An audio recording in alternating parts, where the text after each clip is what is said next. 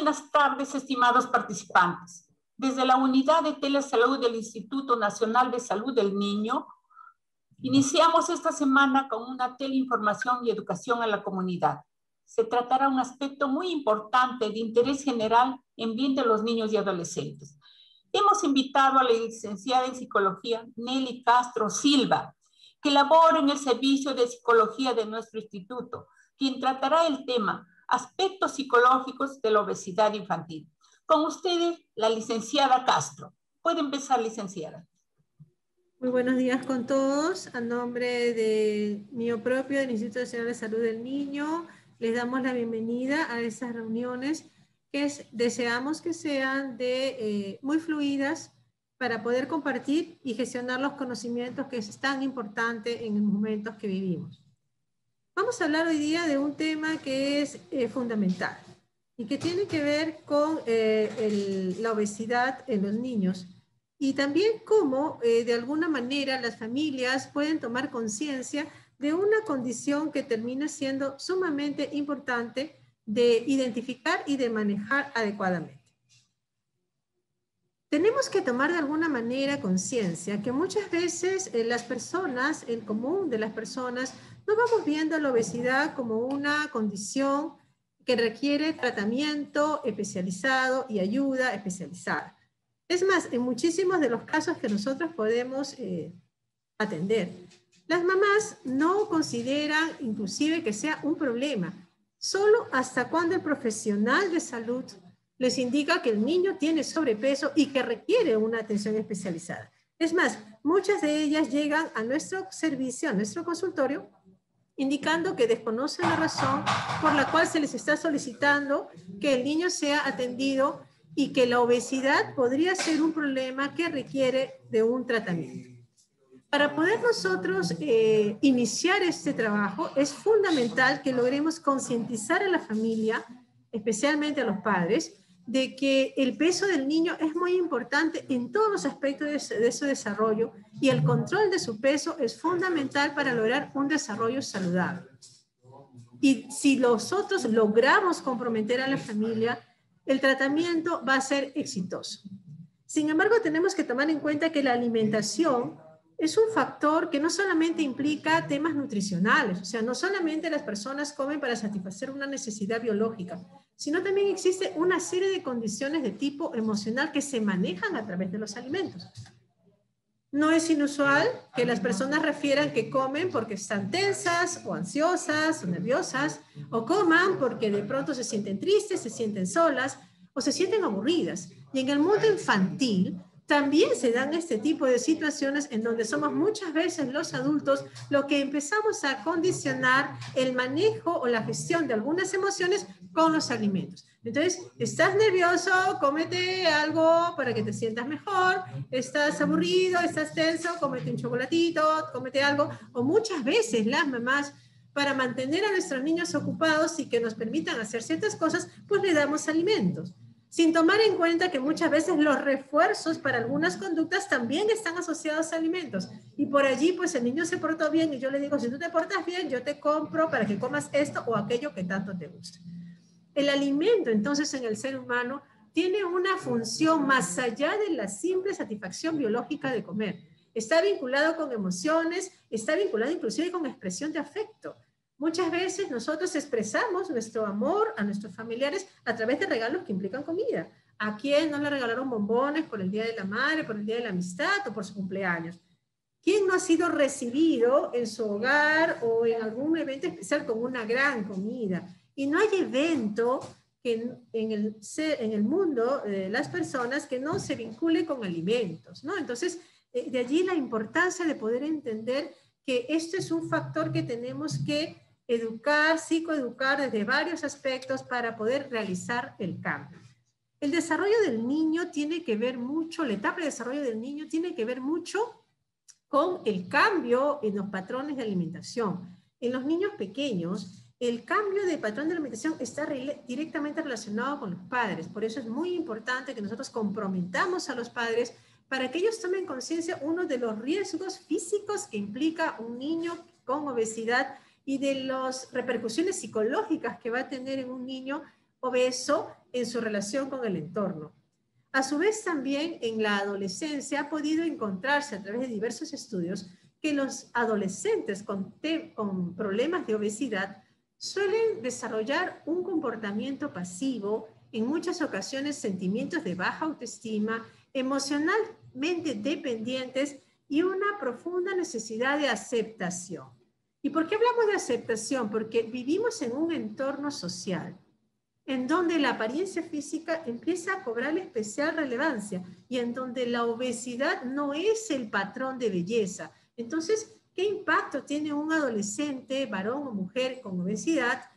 Mirarse y que no, su apariencia física, su cuerpo, no se está ajustando de alguna manera al patrón ideal de belleza. Entonces, muchas veces ese adolescente se siente en desventaja, incluso puede tener dificultades de adecuación y de aceptación con su imagen corporal. Entonces, hemos visto que la obesidad obedece a muchos factores, no solamente al deseo claro de querer alimentar y satisfacer una necesidad de hambre, sino está vinculado a muchas emociones que son aprendidas, o sea, somos las familias las que estimulamos este tipo de relación con la comida. Y muchas veces, cuando un niño o inclusive un adulto no puede adecuarse al plan de alimentación, se le da una sanción de que le falta voluntad, como que bajar de peso fuera solo un tema de voluntad.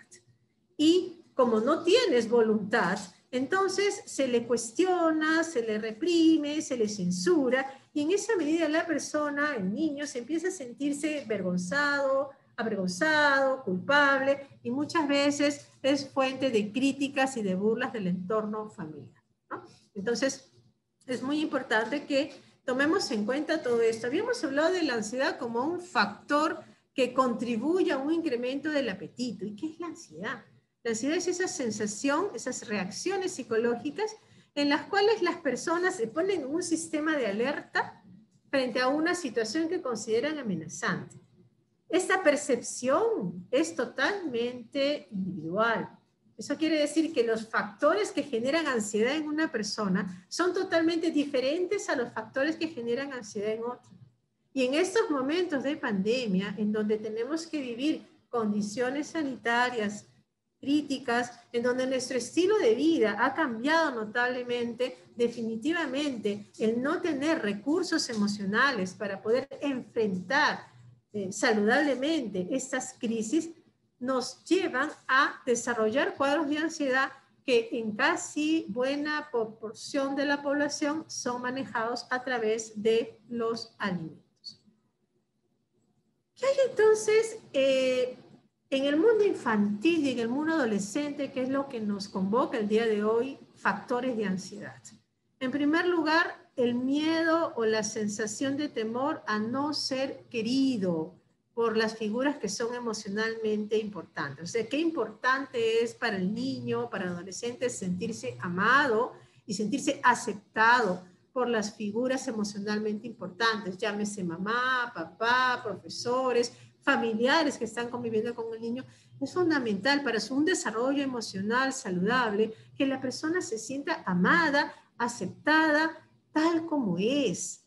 Y esto es muy importante que podamos siempre mirar. Las personas necesitan ser amadas como son, no como yo quiero que sean. Y ese es un factor fundamental para el desarrollo de la autoestima. Recordemos que en estas primeras etapas de la vida estamos construyendo el autoconcepto que posteriormente se volcará en autoestima. Entonces, sentirme amado como soy, sentirme aceptado como soy, es un factor fundamental para amarme a mí mismo.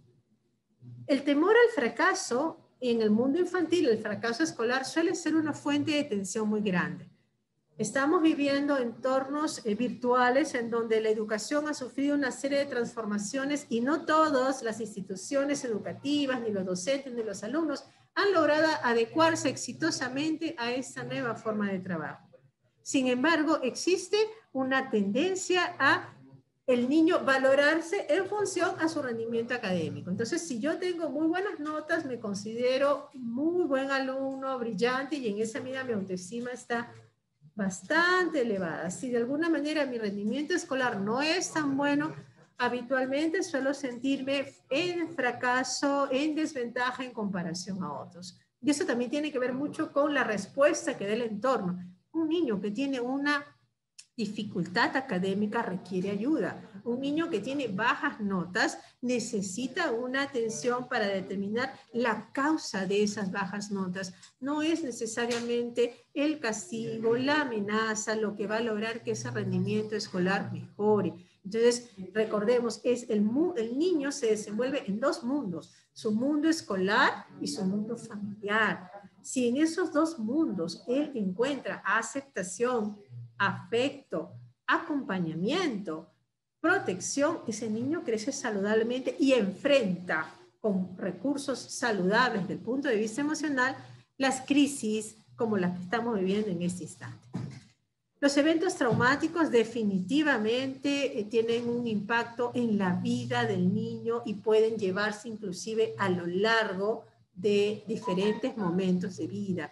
Es muy importante prestar atención a aquellas situaciones dramáticas. Por ejemplo, en este instante, los niños están viviendo conjuntamente con sus familiares la enfermedad de algunos de sus familiares, la pérdida de algunos familiares, la pérdida de pronto hasta del trabajo de los padres y cuál es el impacto emocional que tienen estos niños, lo que estamos viviendo durante esta pandemia. Entonces, constituyen eventos traumáticos, por supuesto. Entonces, así como de alguna manera estamos preocupados por lograr la salud física de las personas y extremamos los cuidados en estos momentos de pandemia para evitar el contagio, pues también tenemos que centrar una atención muy, muy clara en el impacto emocional que esta pandemia está teniendo en nuestros niños y que podría ser definitivamente causa de situaciones de estrés postraumático. A veces la obesidad también lleva dentro de sí el miedo a enfrentar relaciones con el sexo opuesto, sobre todo en adolescentes, ¿no?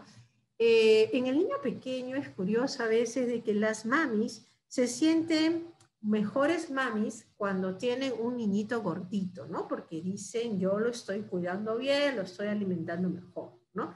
Entonces, muchas mamis se sienten muy orgullosas de un niñito gordito.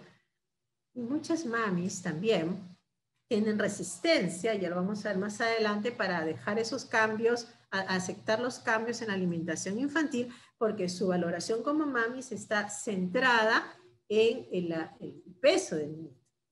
Y en el mundo adolescente se ha podido encontrar que muchas adolescentes, sobre todo mujeres, al tener un sobrepeso que definitivamente no se ajusta al patrón de belleza social transmitido por los medios de comunicación, se protegen de entrar en contacto con personas del sexo opuesto casualmente por eventos traumáticos vividos en las primeras etapas de la infancia.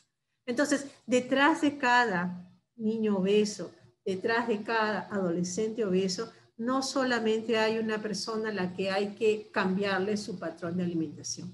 Hay que dar una mirada hacia el interior de esa persona. ¿Cómo andan sus ansiedades? ¿A qué le teme? ¿Cómo está manejando estas ansiedades? La presencia de eventos traumáticos en donde la obesidad podría ser el factor protector para que de esta manera yo pueda alejar aquellas situaciones que considero o personas que considero como amenazas.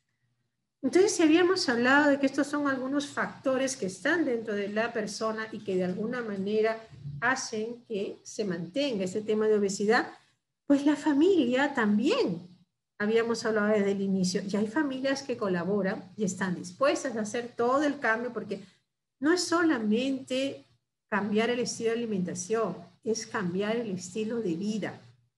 Entonces, necesitamos un compromiso de la familia. Entonces, existen familias que se comprometen y hacen el cambio, pero sin embargo hay familias que por algunas razones se resisten a ese cambio. Y le llamamos las familias que boicotean o no contribuyen con el tratamiento. Entonces, muchas veces estas familias se presentan a la consulta, acuden a la consulta, reciben todas las indicaciones de los especialistas, sin embargo, se aferran a los viejos patrones, a veces poco saludables, de relación entre ellos. Detrás de cada comportamiento siempre hay una función. Entonces, siempre habría que preguntarnos, ¿para qué? ¿Para qué esta familia mantiene un comportamiento que probablemente no sea saludable para el desarrollo físico, emocional de cada uno de sus miembros? Entonces, muchas veces estas familias no contribuyen y definitivamente esconden muchos secretos, le llamamos nosotros. Es por eso que dentro del tratamiento de un joven o niño con obesidad, y en donde los patrones de psicoeducación no se están dando resultados, acudimos y trabajamos con la familia a través de una terapia para poder encontrar aquellos factores que no solamente son desencadenantes, sino que también están permitiendo que se mantenga comportamientos y patrones de alimentación no saludables y que no permiten que en el niño se logre el control adecuado de su peso. ¿Cómo estas familias no contribuyen? Bueno, al menos pues no cocinan o no cumplen con las indicaciones de la nutricionista, ¿no? Entonces, todos comen lo que habitualmente comen y solamente al niño o al adolescente le dan la dieta, ¿no? Entonces, como diciéndole, mira, tú eres el del problema, nosotros no. Así que tú tienes que comer diferente, nosotros no. ¿No? Es más, pueden haber en casa todos aquellos alimentos que se consideran que no son conducentes a este esquema de cambio en la alimentación, los encontramos en casa, ¿no? Y le decimos, mira que tú no lo debes de comer, mira que eso está allí, pero no es para ti, porque tú eres el que tienes que bajar de peso. Eso definitivamente no ayuda e incrementa, contrariamente incrementa el deseo del niño de comer, porque una de las cosas que se nos hace más complicado es aceptar la palabra no. Basta que nos digan no para que se nos despierte un deseo bastante grande de querer hacer las cosas. Entonces, es muy importante que nosotros logremos que la familia empiece a cocinar de acuerdo con el nuevo plan de alimentación, respetando obviamente las tradiciones y respetando las porciones en función a la edad, al tamaño y al gasto energético de cada uno de ellos, ¿no? Cuando el niño no logra bajar de peso, nos pasa mucho en la consulta, porque realmente en esta situación del sobrepeso, el niño pequeño prácticamente está en función a lo que los adultos hacemos. Sin embargo, cuando llega el niño a su control y no se ha logrado la disminución del peso, es más, muchas veces hemos encontrado un incremento del peso, pues la madre o la familia censura al niño, ¿no? Le dice, mira, tú, ¿cómo no haces? ¿Cómo no cumples? ¿Cómo no te cuidas? ¿No? Descargando la responsabilidad en el niño, culpabilizándolo al niño y avergonzándolo. Y muchas veces, y por eso es importante analizar estos casos en donde los niños o los adolescentes no logran un control de su peso, pasar una terapia de familia, porque todos sabemos de que muchas veces el niño, desde el ámbito de la terapia familiar, se constituye en el foco de atención de los padres que les permite a estos papás estar concentrados en la dificultad de peso del niño, en la dificultad escolar que tiene el niño, en el problema de conducta que tiene el niño, para no mirar las otras áreas de conflicto que existen en la familia. Entonces, el niño con dificultades es el excelente estímulo distractor para que la familia no mire otros problemas que probablemente son mucho más importantes y que tienen que ver con esta situación que se está dando con el niño, ¿no? Entonces, eso es lo que damos de alguna manera en cómo el niño a veces está triangularizado en el conflicto de las familias y es el que lleva de alguna manera el problema a la luz, es el que saca a la luz y es el que lleva regularmente los que trabajamos con niños. Sabemos que es el niño el que lleva a su familia a terapia, es el niño el que lleva a través de su comportamiento a los padres a que buscan ayuda, a veces como familia y a veces de manera individual. Entonces, ¿qué pasa en estos momentos críticos, ¿no? En estos momentos de pandemia, donde todos estamos muy preocupados por lo que está sucediendo, hemos extremado medidas de higiene, nuestra vida ha cambiado rotundamente. Hemos podido conversar con nuestros niños sobre cómo se están sintiendo. Hemos encontrado de alguna manera mecanismos para que los niños de corta edad puedan expresarnos sus sentimientos, sus temores, sus tristezas, porque de alguna manera todos hemos perdido algo en esta pandemia. Entonces, ¿qué han perdido? ¿Qué cambios han habido en el mundo infantil que pueden haber generado tensión, que pueden haber generado cambios conductuales? La educación virtual es uno de los primeros grandes desafíos que han tenido que afrontar los niños, y los docentes y los padres. Hoy los niños reciben su educación en casa, algunos de manera fluida, otros no tanto por las limitaciones propias de los lugares donde ellos viven, donde de pronto las señales de internet no son muy fluidas. De pronto, a través de los programas escolarizados del Ministerio de Salud, del Ministerio de Educación, pero están recibiendo sus clases. Sin embargo, la educación virtual no le brinda al niño una riqueza fundamental que tiene la escuela presencial y que es la socialización. O sea, en el caso de los niños, el no asistir a la escuela no les permite socializar con sus pares.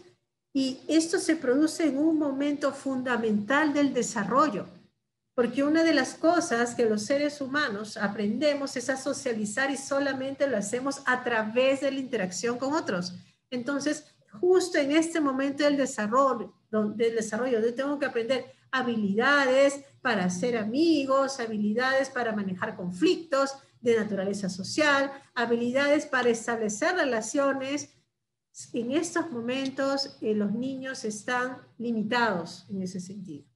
Entonces, eso genera una situación de estrés, de ansiedad, de aburrimiento y de déficit en las interacciones sociales que tendrán que trabajarse oportunamente cuando esta situación de pandemia esté controlada y puedan ellos asistir de manera presencial a sus escuelas. Entonces, la educación virtual ha generado una serie de cambios en la vida de las familias, pues es conocido que los profesores dictan sus clases y son los padres los que en la mayoría de los casos necesitan acompañar a sus niños, sobre todo si son de las primeras edades, ¿no? Niños de primeros grados, inclusive niños de inicial, necesitan la presencia de un progenitor a su lado que acompañen ese aprendizaje y eso incrementa muchas veces en el adulto los niveles de ansiedad, de sobrecarga, de irritabilidad, porque muchas veces este adulto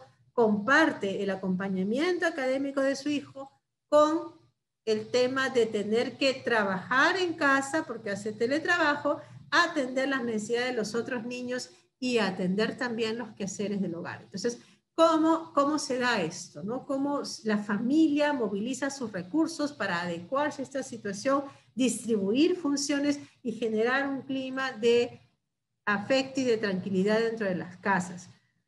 El deporte y la actividad física es un excelente elemento para poder manejar la tensión y para poder también desarrollarme socialmente y también es un aspecto fundamental en el control del peso.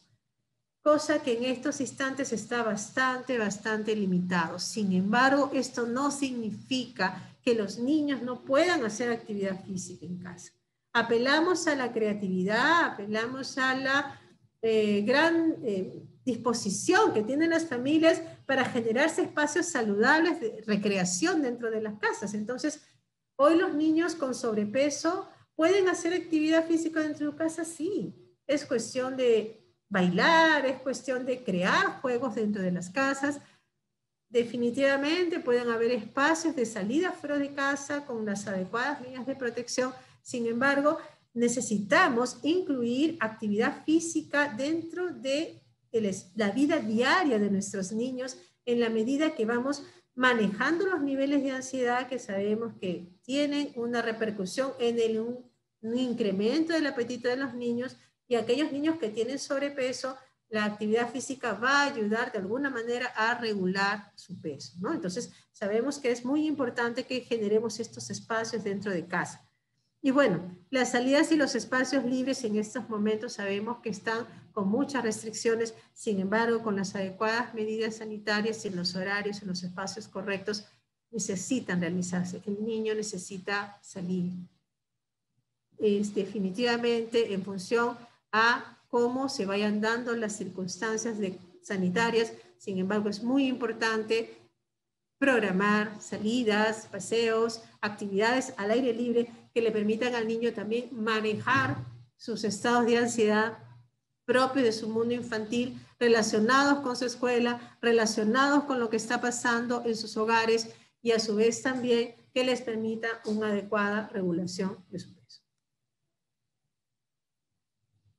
¿Cómo hacemos nosotros para poder ayudar a que los niveles de ansiedad, porque encontramos de alguna manera que la ansiedad está muy relacionada con el incremento del apetito y con la obesidad de muchos de los niños?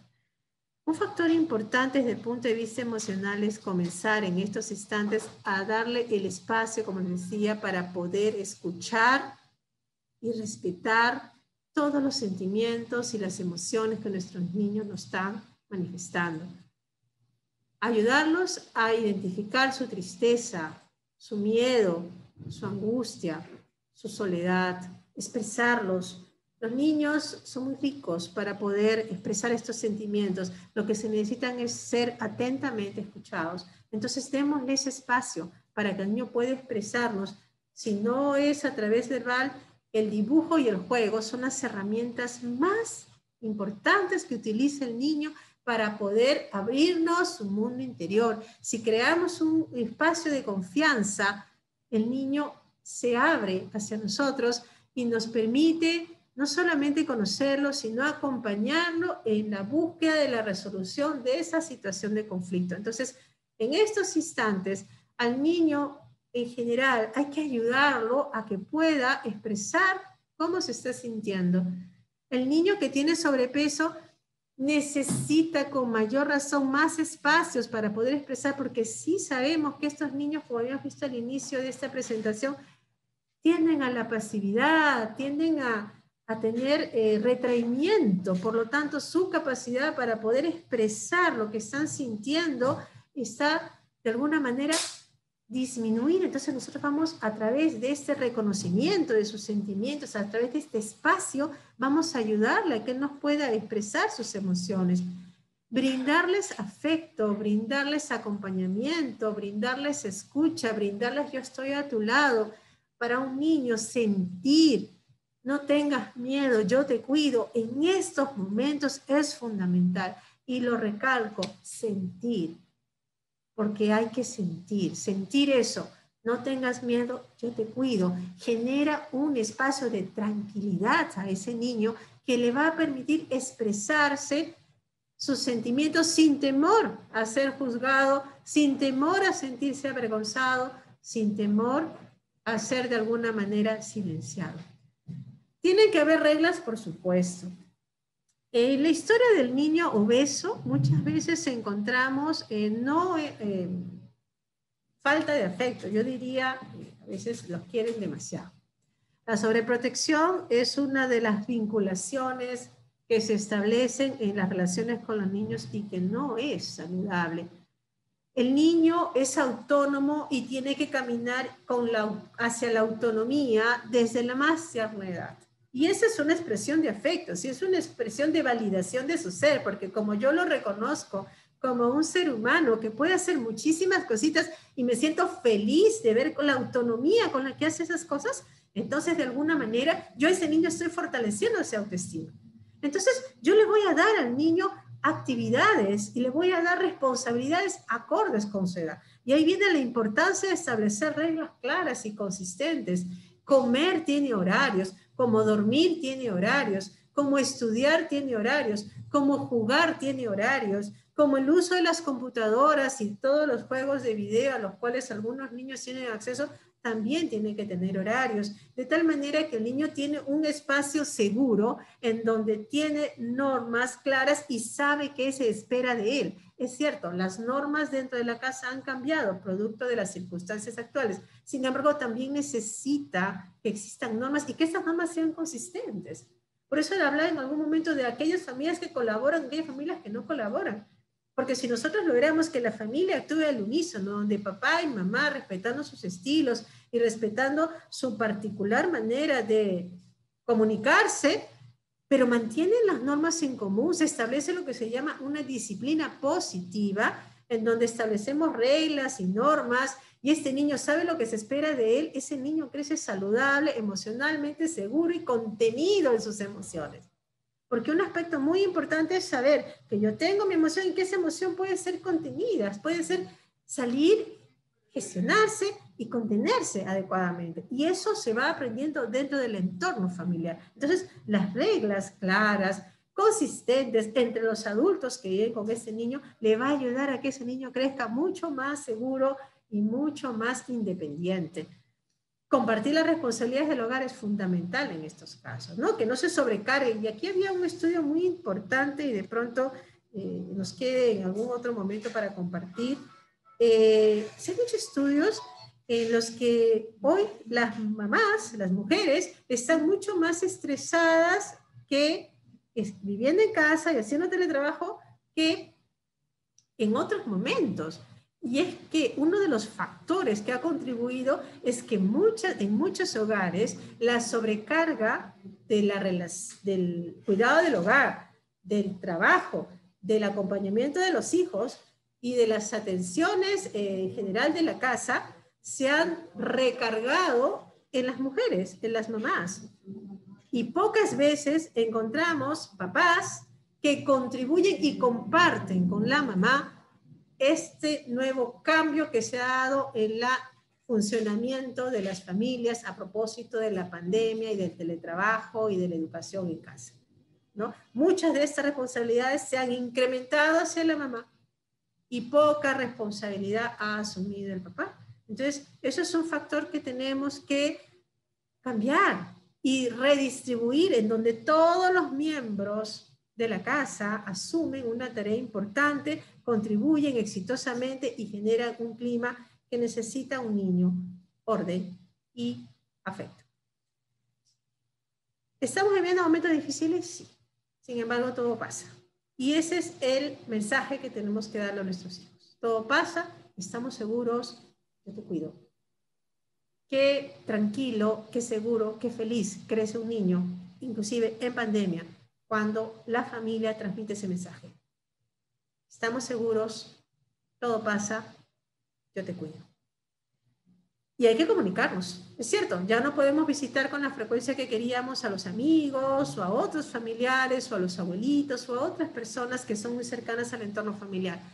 Sin embargo, los medios virtuales, la telefonía y muchos otros medios de comunicación nos facilitan eso y vamos a propiciarlo. Que esto hace que los niños estén más tiempo en las computadoras, sí es cierto. Hoy los niños están más tiempo, no solamente escuchan más tiempo, las clases las escuchan a través de la computadora, sino también se comunican y juegan con sus amigos a través de medios como la computadora o el celular. Pero es una situación que los papás tenemos que entender y tenemos que regular, pero tenemos que adecuarnos a las circunstancias actuales que estamos viviendo en este instante. Entonces, desde el punto de vista psicológico, ¿cómo trabajamos con el niño y adolescente con obesidad? Luego de haber dado una mirada amplia por tantos factores que quizás nos falte un poco más de tiempo para poder detallar. En primer lugar, tenemos que trabajar las creencias, ¿no? O sea, educar a la familia en asumir, les repito, un estilo de vida saludable, un estilo de vida que implica cambio en los patrones de alimentación, realización de actividad física, aprender a gestionar nuestras emociones, establecer vínculos más saludables de comunicación.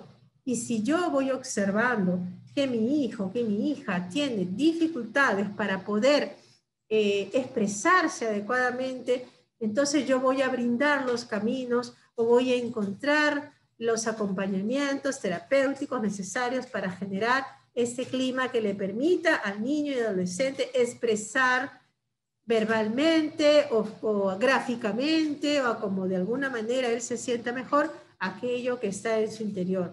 Y vamos a cambiar cientos de hábitos, ¿no? De pronto, los refuerzos, que es lo que generalmente utilizamos para modelar las conductas, ¿no? O sea, un niño comportamiento utilizamos un refuerzo. No tendrían que estar vinculados a los alimentos. Los refuerzos en esencia son sociales. Un decirle felicitaciones, un decirle estoy súper orgulloso de ti, un decirle tú lo puedes hacer, yo confío en que tú lo puedes hacer, o hacerle reconocer cada logro que él tiene, eres un muy buen dibujante, eres un excelente, o eres un muy buen alumno de matemáticas, o eres bastante estudioso, o eres muy ordenado. De alguna manera es un estímulo que genera en el niño efectos muy positivos. No vinculemos el refuerzo con alimentos, no premiemos con comida, no expresemos amor con alimentos. La comida tiene una función fundamental para el estado de salud y el desarrollo del cuerpo, pero no es el mecanismo de comunicación, no es el mecanismo de refuerzo, no es el mecanismo de expresión de afecto, ¿no? Es más, podemos encontrar, inclusive en el otro extremo de la obesidad, que es la trastorno de conducta alimentaria, un rechazo al alimento relacionado con factores también netamente de índole emocional y psicológico, ¿no? Entonces, tratemos de darle a los alimentos la importancia, el espacio necesario y acerquémonos desde el punto de vista afectivo, desde el punto de vista cognitivo, acompañemos a nuestros hijos. Y si mi hijo tiene obesidad, pues la familia entera se compromete. Es más, en el servicio de endocrinología, en donde se trabaja con estos niñitos con obesidad, rara vez encontramos solo un miembro de la familia con obesidad. Regularmente puede ser la mamá, puede ser también el papá, puede ser la mamá, puede ser el papá y puede ser el hijo. Sin embargo, curiosamente, se asume que el plan de alimentación es solo para el hijo, ¿no? Una mamá con sobrepeso asume que el hijo tiene que hacer el cambio de alimentación. Ella no. Entonces, ahí viene el trabajo de darle a esta persona, a este adulto, la posibilidad de tomar conciencia, de comprometerse y de alguna manera trabajar como parte importante del equipo para el control del sobrepeso, en el caso del niño, de la obesidad, y con ello el manejo inclusive de todas las repercusiones psicológicas que pueden darse como consecuencia de esta situación. Bien, los dejo con esta pequeña pensamiento de John Kennedy: los niños son el recurso más importante del mundo y la mejor esperanza para el futuro. Muchísimas gracias y un saludo muy especial para cada uno de ustedes. Bien, licenciada. Vamos a revisar las preguntas emitidas. Nos ha llegado por el interno. ¿Es verdad que un niño con carencia de amor siente la necesidad de comer chocolates y caramelos? En realidad, un niño busca no solamente caramelos y chocolates, porque todos sabemos que después de comer nos sentimos físicamente un poquito mejor, ¿no? Y creo que sabemos el efecto que tiene el azúcar en el cuerpo y cómo de alguna manera esa fuente de energía nos activa. Sin embargo, las carencias afectivas jamás se solucionan con alimentos. Entonces, de alguna manera estamos distrayéndonos y no estamos tomando el problema de fondo, ¿no? Entonces, el problema de fondo es que ese niño quiere llenar un vacío. Llenar con muchas cosas, no solamente con alimentos. Muchas veces puede llenarlo inclusive con sustancias mucho más peligrosas, como pueden ser adicciones, los videojuegos, las adicciones hacia los videojuegos, por ejemplo, pueden ser esa búsqueda de llenar un vacío. Entonces, un niño que permanentemente está pidiendo dulces, uno, mirar los patrones de crianza. Si estamos nosotros reforzando alimentos, hemos puesto orden en la alimentación, y si hay un vacío afectivo, ese vacío afectivo es llenado con afecto, no con ninguna otra cosa. ¿Okay? Bien, licenciado. Nos llega otra pregunta. ¿Cómo diferenciar obesidad con retención de líquidos? Manifiesta una mamá. Bueno, yo creo que el mejor criterio allí es un profesional de medicina que podría hacer las evaluaciones pertinentes, ¿no? Ellos tienen tablas, ellos tienen exámenes que pueden hacer y que le pueden ayudar a esa mamá a determinar. Por eso sí, la mami está observando estos comportamientos o estas cosas en el cuerpito de su niño, yo le sugeriría acercarse a un profesional de salud que pueda hacer una evaluación de vida y dar un tratamiento importante, porque cualesquiera de los casos requiere un tratamiento. Un niño con sobrepeso requiere un tratamiento porque afecta en su desarrollo, ¿no? Afecta en su desarrollo físico, incluso afecta en su talla y en muchas otras cosas importantes que se está viendo actualmente en los niños, y si es un niño con retención de líquidos, con mayor razón habría que mirar la causa y darle el tratamiento oportuno. Entonces yo a esa mami le sugeriría acérquese a su pediatra a la brevedad para que le haga el tratamiento respectivo. A ver, aquí, desde Chaclacayo, mi hijo es un gordito feliz. ¿Cómo hacer para evitar que llegue a la obesidad? En realidad la felicidad no tiene que ver con el tamaño del cuerpo. Los flaquitos también somos felices, o los flaquitos también son felices, ¿no? Esa es Dice, una idea que se tiene, que la gordura es sinónimo de felicidad, y la imagen que se nos da del gordito es un gordito que se ríe de su obesidad. En este caso, la mamá quiere evitar que llegue a la obesidad. Es un gordito feliz, pero dice, ¿cómo evitar para que llegue a la obesidad? Exacto, ¿no? Entonces yo diría, en primer lugar, hay algunos indicadores que nos ayudan a determinar cuándo un niño tiene sobrepeso, cuándo un niño tiene obesidad, y la obesidad tiene varios niveles, leve, moderada, mórbida. Entonces, para hacer un buen diagnóstico en ese sentido, es bueno acudir al pediatra. Pero yo estoy convencida que el niñito es feliz, pero no porque es gordito, porque es flaquito. Ahora, detrás de un niño gordito, no siempre hay un niño feliz. Porque como les decía en un momento, la sociedad puede ser muy dura con los gorditos. Y los insultan. Bueno, ahorita están en casa, pero así mismo los fastidian. El bullying también existe, el ciberbullying también existe, ¿eh? Entonces, a veces en lo presencial los fastidian, no los escogen para las actividades grupales. Yo les cuento la experiencia.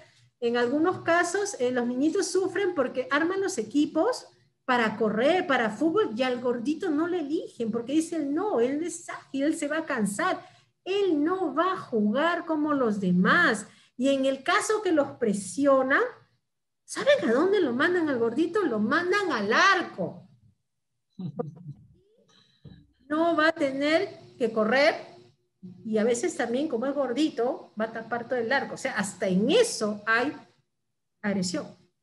Hay mucha agresividad para el niño gordito. Por eso, yo no quiero decir con eso que todos los gorditos son infelices y tienen depresión y tienen tratamiento. No, no es así. Yo creo que cada caso hay que analizarlo en lo individual. Sin embargo, no tengamos la creencia que el gordito es un gordito feliz. No, no siempre detrás de un niño gordito hay felicidad. Bien, gracias. Nos llega otra pregunta por el chat. Los puntos específicos para tratar los factores negativos y para poder tratarlos en casa. Y gracias por la ponencia, muy interesante. Muchísimas gracias por escucharnos. Entonces, yo qué les diría puntualmente, en el caso de un niño, hay que establecer límites de horarios para comer, para dormir, para estudiar, para jugar, porque ahora tenemos que controlar lo que hacen nuestros niños en el tiempo libre, no pueden estar todo el tiempo en la computadora. Eso es uno. Dos, ahora, comer tiene orden, no vamos a estar comiendo todo el día ni cada rato. Hay horarios para comer, y eso lo comenzamos a trabajar desde muy pequeñitos. Tenemos que facilitar emociones, expresión de emociones, tenemos que incrementar la recreación, tenemos que generar la risa, ¿no? Yo les daría como tarea a todos, ríanse todos los días. De verdad que esa es la mejor terapia en este instante. Hagan risoterapia, ríanse, y de esa manera van a estar mucho más saludables. Entonces, pongamos orden, horarios, estimulemos la comida saludable. Yo pienso que en algún momento, o probablemente ya ha habido algún tópico sobre la alimentación saludable en los niños. Estimulemos la alimentación saludable en los niños, incrementemos la recreación, la actividad física tanto dentro como fuera de casa es fundamental, y aprendamos a vivir con la incertidumbre. Lo que los genera mucha ansiedad es el estrés, el saber, el que quiero saber y controlar todo, cosa que en estas circunstancias de vida no es posible. Entonces, aprendamos a convivir con lo que no sé, y lo que no sé es incertidumbre. Y para poder vivir con incertidumbre tenemos que tener esa sensación de confianza tranquilidad interna que yo transmito, porque para quienes están compartiendo hoy día conmigo, yo no doy lo que yo no tengo. Entonces yo necesito tener felicidad, tranquilidad, armonía interior para poder transmitir eso. De otra manera, no puedo dar ese mensaje de manera fluida y de manera clara. Y el niño lo percibe, el niño es súper intuitivo. Mucha de nuestra comunicación es no verbal. Es muy poca la comunicación verbal. Y el niño percibe eso con una facilidad increíble. Los niños son muy sabios. Y aquellos papis que dicen no se dan cuenta, el niño ya se dio cuenta. Lo importante es que él ya hizo su propia elaboración de por qué están pasando eso. Y ahí es donde nosotros tenemos que acompañarlos. Ya. Otra pregunta. ¿La obesidad es hereditaria porque nosotros somos gorditos y mis hijos también? Bueno, yo diría que si bien existen algunos factores predisponentes, si hablamos de, yo me orientaría mucho al estilo de vida, ¿no? Desde un instante vemos mamá gordita, papá gordito, niño gordito, y ahí comenzamos a mirar qué comen, cómo se organizan, si hay patrones de actividad física. Entonces yo diría que mucho tiene que ver con el estilo de vida de la familia. Por eso cuando se trabaja con un niño con sobrepeso, trabajamos con la familia. No se puede trabajar todo con el niño. Se tiene que trabajar con la familia. Si la familia se involucra, el niño regula su peso. Si la familia no se compromete, entonces el niño, como les decía en algún momento, puede sentirse el que es el objeto del problema, pues, ¿no? Yo soy el que genero los problemas a mi familia y la preocupación a mi familia. Y muchas veces se suma a la ansiedad otro elemento muy importante que es depresión, y ya me imagino que en algún momento tocarán el tópico de depresión en niños. Sí, licenciada. Muchas gracias. No hay más preguntas. Muchas gracias, licenciada, por su participación. Su exposición ha sido muy clara, muy didáctica y sobre todo que usted está compartiendo la experiencia de años. Usted trabaja muchos años en el servicio de psicología y en el servicio de endocrinología. O sea que su experiencia es muy rica. Gracias por habernos transmitido. Por favor, su despedida final, sus conclusiones para su público. Ok, bien, yo ante todo siempre muy agradecida de poder tener este espacio, de poder compartir estos momentos, transmitirles que en estos momentos de crisis que estamos viviendo, lograr organizar nuestros hogares, compartir responsabilidades. Si mi niño tiene sobrepeso u obesidad, voy a realmente considerar que reciba un tratamiento, ¿no? La obesidad requiere tratamiento psicológico, nutricional y médico. Entonces, busquemos la ayuda porque tiene repercusiones en el desarrollo físico y en el desarrollo emocional del niño. Y por otro lado, aprendamos a convivir con la incertidumbre y encontremos mecanismos saludables de manejo del estrés. Si lo hacemos los adultos, eso baja automáticamente al mundo infantil. Un abrazo a cada uno de ustedes y por favor a seguirse cuidando. Gracias. Bien, licenciada, gracias a usted.